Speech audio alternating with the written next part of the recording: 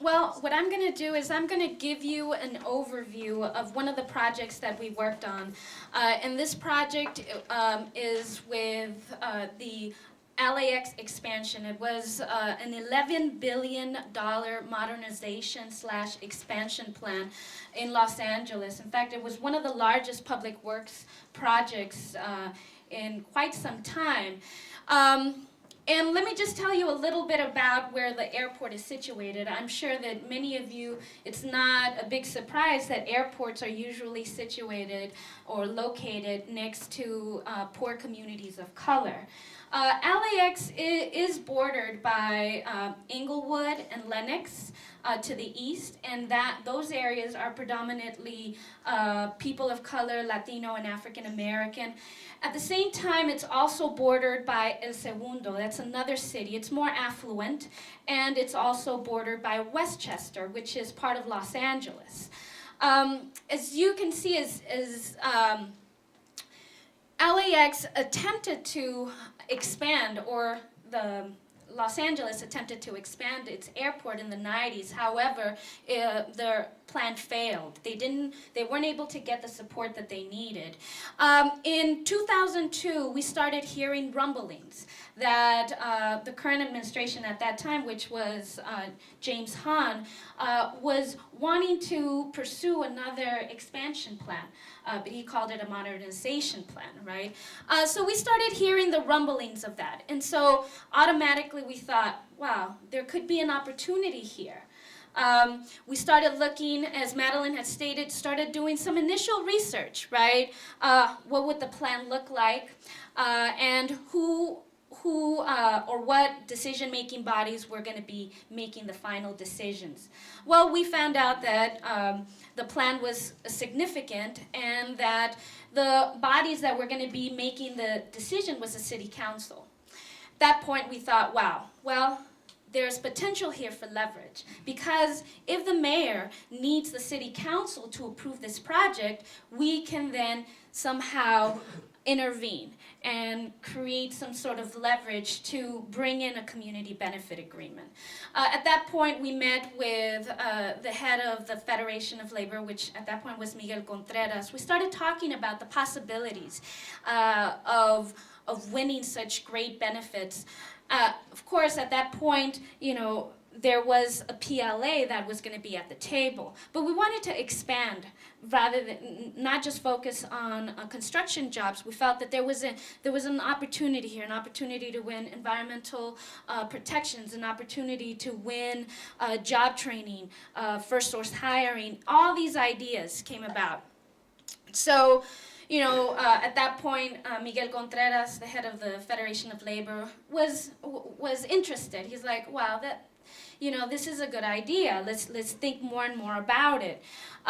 But at that point, what we needed to do is we needed to go out into the community, because, obviously this was some ideas that we had, but it wasn't going to be successful unless we had community support and community buy-in on this.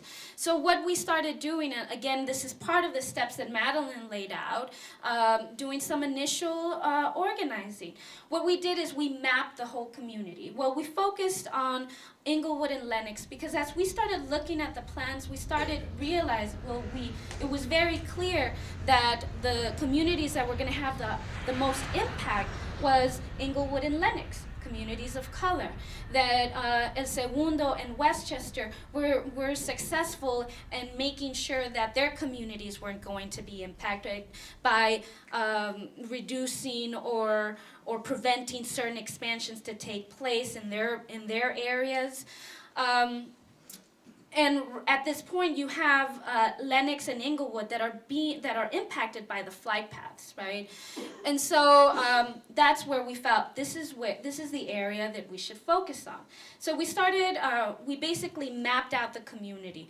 We mapped out the organizations, the community organizations. We mapped out the schools that were predominantly impacted by the flight paths.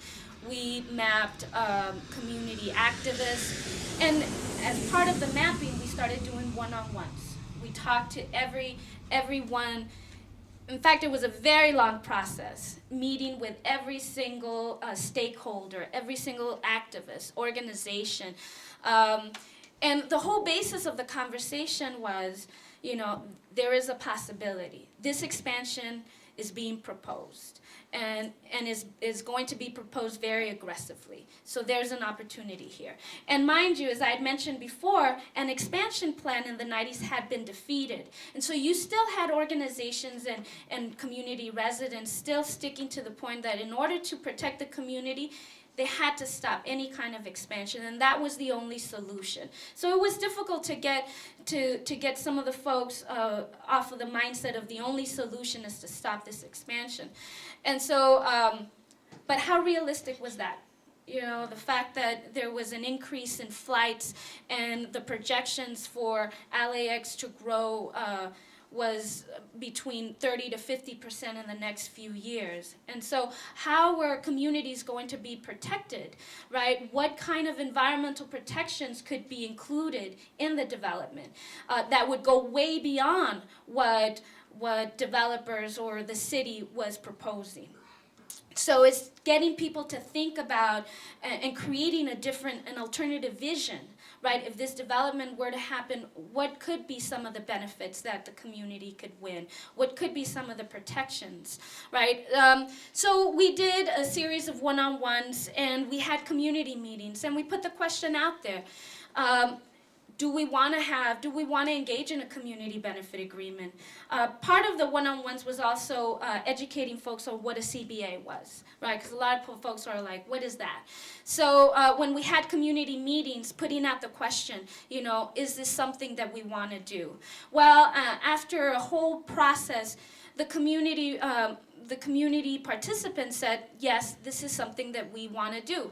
Let's move forward and let's push the envelope on this development. If this city wants this expansion so bad, you know, then let's make them pay for it. Let's make sure that there's protections for our residents, not just for the current present time, but for the future, for the children. You know, so let's make sure that all of that is in place. So we formed a coalition. And the name of the coalition was pretty long because it incorporated all of these different sectors, right? It was the Coalition for Economic, Environmental, and Educational Justice. And basically the name talks about the different components or the different elements or groups that were part of a coalition, which included school representatives. And that was interesting, the school representatives. Lenox was one of the areas that was also impacted, which is right next to Inglewood. Lenox is an unincorporated area. And they didn't really have any kind of representation. The only representation that they had, official representation, was the school board. So we engaged the school board. The school board became members of our coalition, as well as other principals from Inglewood, other principal from Inglewood. Then we had environmental organizations and environmental activists, part of a coalition. We had community organizations. We had clergy leaders. We had churches, part of our coalition. And we also had community advocates or activists that weren't necessarily part of any particular group, but they were leaders in their communities. They were leaders in their neighborhoods. Engaged them all, formed a coalition. So part of this whole